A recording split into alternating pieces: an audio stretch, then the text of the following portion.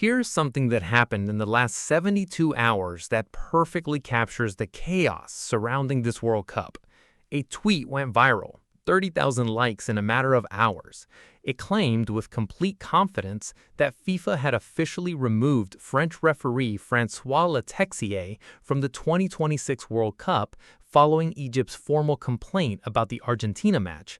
The story spread across football forums, group chats, television tickers in multiple countries, and social media accounts covering the tournament.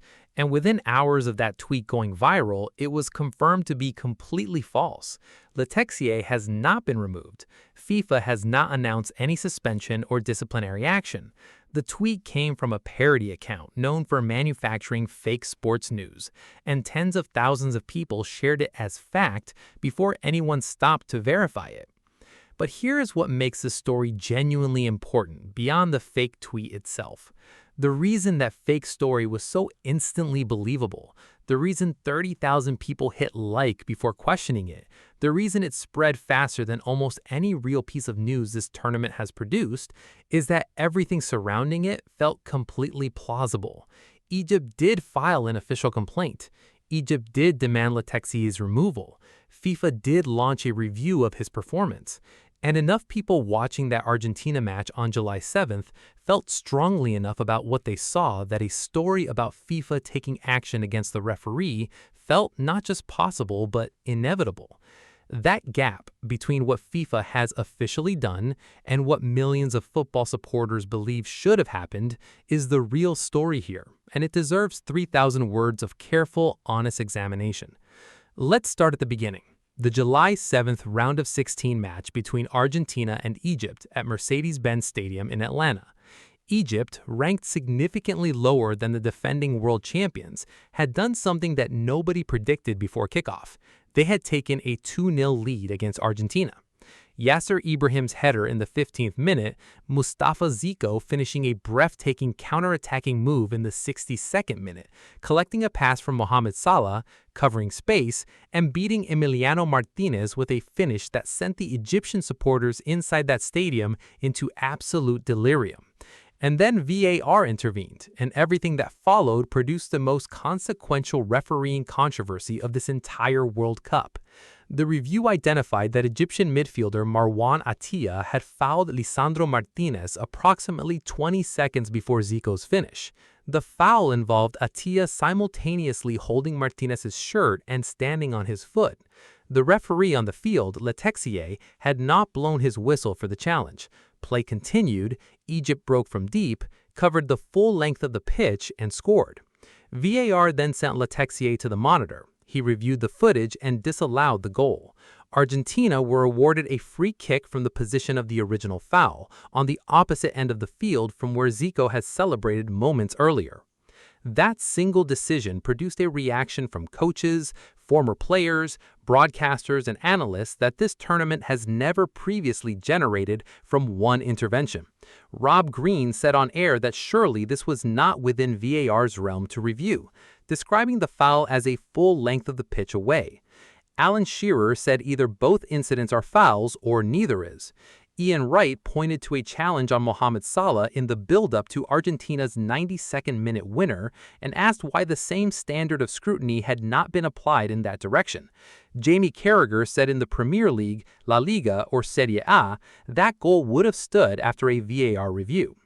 But it went much further than broadcaster reaction, because what Egypt experienced during this match wasn't limited to the disallowed goal. The Egyptian Football Association's official complaint, filed by Federation President Hani Abu Rida directly to FIFA within hours of the final whistle, documented multiple incidents across the entire 90-plus minutes that Egypt believed reflected a pattern of inconsistent officiation. The complaint cited the disallowed Zico goal as the central grievance, but also referenced a challenge on Mohamed Salah in the immediate build-up to Enzo Fernandez's 93rd minute winner, which Egypt argued should have been reviewed as a potential penalty. VAR did not intervene for that incident. Argentina broke from the position where the challenge occurred and scored the goal that eliminated Egypt 2 minutes later. The complaint also referenced the 5 yellow cards shown to Egyptian players across the match, plus a red card for Egypt's coaching staff, and the 0 yellow cards shown to Argentine players throughout the entire 90-plus minutes. An officiating pattern where one team collects 5 bookings and the opposing team collects none is statistically unusual in any high-intensity knockout match, and was directly referenced in Egypt's formal submission. Egypt's coach Hussam Hassan did not moderate his language after the final whistle. He said the refereeing was obvious in front of everyone. He said he would never watch the World Cup again because there was no justice in this competition. He said he wasn't convinced by the outcome or the way things unfolded. And he confirmed that Egypt had objected to Letexier's appointment before the match even took place, raising concerns through official channels that were not acted upon by FIFA. That last detail is significant and has not received sufficient attention in the coverage that followed. Egypt raised concerns about Letexier's appointment before a ball was kicked in this match. Those concerns were formally communicated. FIFA proceeded with the appointment regardless. Whatever those concerns were based on, whether they related to his previous record in matches involving specific teams, his performance at other tournaments, or other factors Egypt deemed relevant, the fact that they were raised, documented, and dismissed before the match adds a layer to the complaint that goes beyond the events of 90 minutes in Atlanta. Now, here's where the story takes a turn that separates fact from the swirling fog of viral misinformation. In the immediate aftermath of Egypt's complaint becoming public, multiple layers of claim emerged simultaneously, and pulling them apart is essential to understanding what's actually happening versus what people believe is happening. The verified fact is this. According to a report from the French sports newspaper L'Équipe, FIFA opened a formal internal review of Letexier's performance in the Argentina versus Egypt match. FIFA's referees committee was scheduled to examine the complete match footage, the audio logs between Letexier and the VAR room, and the official match delegate reports. If the committee found evidence of systemic errors or a breach of tournament officiating protocols, the report suggested Letexier and his assistants could be stripped of their World Cup credentials. A decision was expected before the quarterfinal stage. That is a real and significant development. FIFA launching a formal review of a referee's performance during a live tournament at the specific request of an eliminated nation's football federation is not a routine occurrence. It doesn't happen at every World Cup after every controversial match. The fact that it happened here, that FIFA's referees committee convened to examine audio logs and match footage specifically because Egypt's complaint was filed, tells you that whatever was seen in that match crossed the threshold that the governing body felt required internal examination. But the viral tweet that generated 30,000 likes didn't say FIFA had launched the review, it said FIFA had removed Letexier, and those are two completely different things. A review is a process, a removal is a conclusion. The tweet skipped the process and went straight to the conclusion. And because the conclusion felt emotionally satisfying to a huge number of people who had watched that match and felt something was wrong, it spread with a velocity that the actual verified facts never matched. This matters enormously, because in the current environment around this tournament, the line between what FIFA has done and what people believe FIFA has done or should have done is becoming increasingly difficult to maintain. 30,000 people liked the piece of information that was fabricated by a parody account. They liked it not because they verified it, but because it fit the narrative they already held about what justice in this situation should look like. And when the correction came, when multiple credible outlets confirmed that no removal had been announced, that correction never reached the same audience the original fake tweet did. This matters for football that extends beyond one controversial match, because what we're seeing across this tournament is a widening gap between official communications from FIFA and the understanding of events among the global football audience. Egypt's complaint is real. FIFA's review is real. Letexier's disallowed goal decision is real. The Salah challenge that wasn't reviewed is real. The card count disparity is real. These are all genuine, documented, verifiable elements of a legitimate sporting controversy. But layered on top of those real elements is an ecosystem of claims that have no factual basis.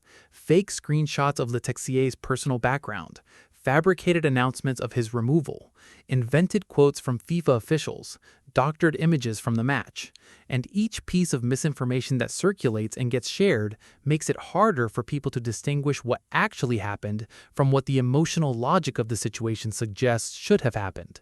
Letexier himself broke his silence after the match in a brief statement, saying he stood by his decisions and felt he had applied the laws of the game as he understood them in each situation. He did not address the specific criticism about the distance between the Atia foul and Zico's goal.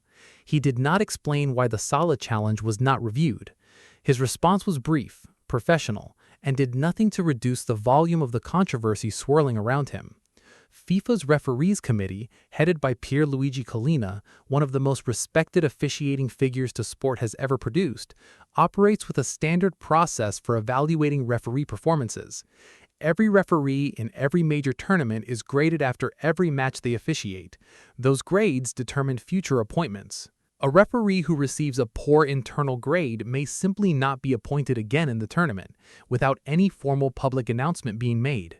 This is how FIFA's system works, and it means that Letexier could effectively be removed from future appointments in this World Cup without a single official statement ever being issued.